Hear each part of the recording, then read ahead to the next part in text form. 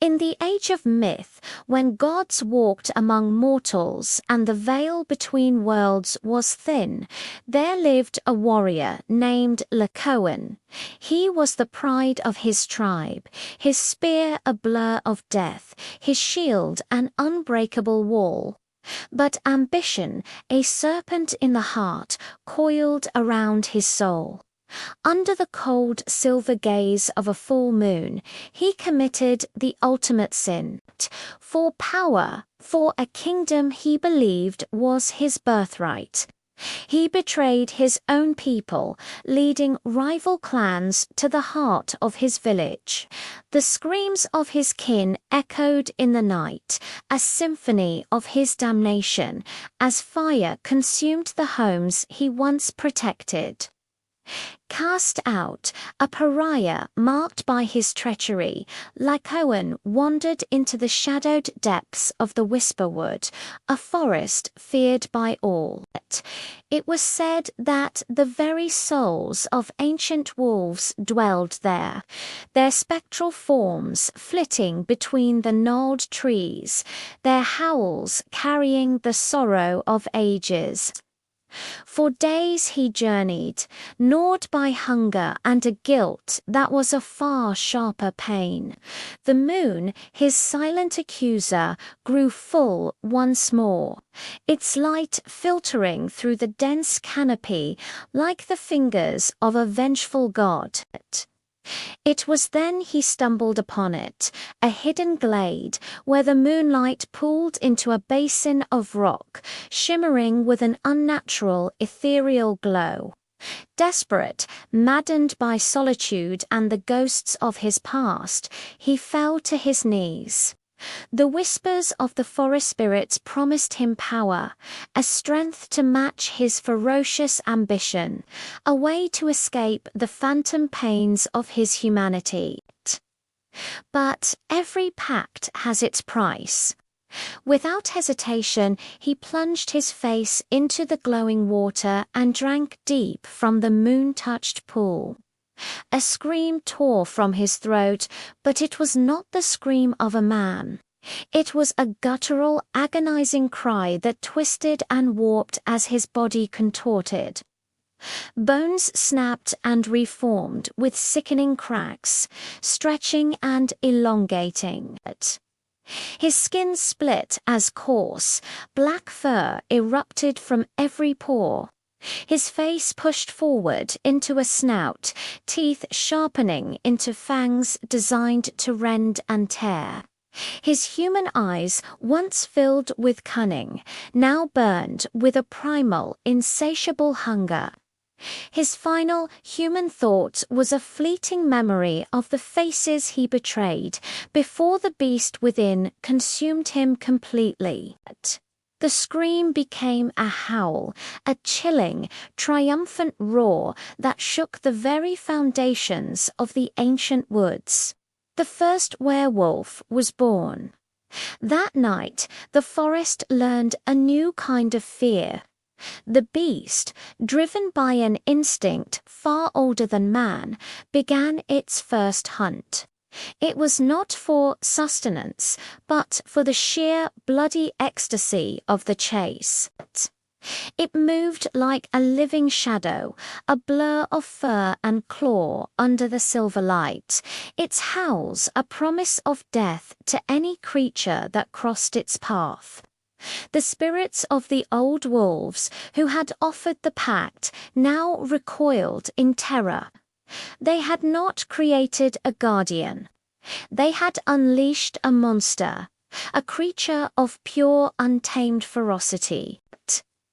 The land itself seemed to hold its breath as the werewolf tasted its first kill, the warm blood a sacrament to its new, cursed existence.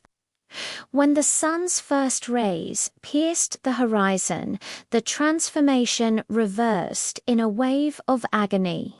Lycaon lay there, stripped bare on the forest floor, drenched in blood that wasn't even his. The chaos of the night kept flashing through his mind like a wild, feverish dream.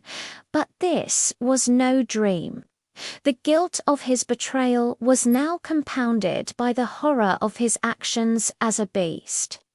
He was a man by day, haunted by the memories of the monster he became, and a monster by night, driven by a bloodlust he could not control.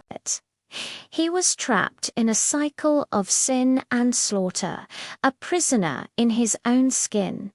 His torment became his legacy. Fleeing the Whisperwood, he carried his curse across the lands. Wherever he went, terror followed. Villagers would awaken to find livestock slaughtered, their watchmen torn to pieces. The chilling sound of a lone howl echoing from the hills. The stories began as whispers around campfires, tales of a man-beast, a creature that walked on two legs but hunted like a wolf, its eyes glowing with malevolent fire under the full moon. They called it the Werewolf, a name that would become a sigil of fear for generations to come. He sought redemption, a cure, anything to break the cycle. He prayed to the old gods and the new, but they remained silent. He tried to restrain himself when the moon was full, binding himself with chains. But the beast's strength was supernatural, shattering iron as if it were glass. With every lunar cycle, the man faded, and the beast grew stronger. His human memories began to fray, replaced by the scent of blood and the thrill of the hunt. He was losing the war for his soul, becoming more wolf than man. The legend of Lycoan, the first of his kind, spread like a plague. Mothers used his name to frighten children into obedience. Warriors would look to the full moon with a newfound dread. It was said that his curse was contagious, that a single bite was enough to pass on the affliction, creating a new generation of moon-cursed monsters. The werewolf was no longer just a single, tormented man. It was an idea, a nightmare given flesh and fangs, a symbol of the beast that lies dormant within humanity, waiting for the right moment of weakness, of betrayal, to be unleashed. And so the tale is told. Through centuries, the legend has endured, evolving with each telling, but always retaining its dark core. They say on the quietest nights, when the moon hangs full and heavy in the sky like a skull, you can still hear him. A lone, mournful howl drifting on the wind, a timeless echo of a warrior's damnation. It's a reminder that the most terrifying monsters are not born of nature. They are forged in the crucible of our own choices. The first werewolf was not a creature of the wild. He was a monument to betrayal, a child of regret, forever bound to the moon's eternal curse. And somewhere in the darkest corners of the world, his children still roam, waiting for the moon to call them to the hunt. Thank you for watching. If you were captivated by this legend, be sure to subscribe and follow for more tales from the shadows.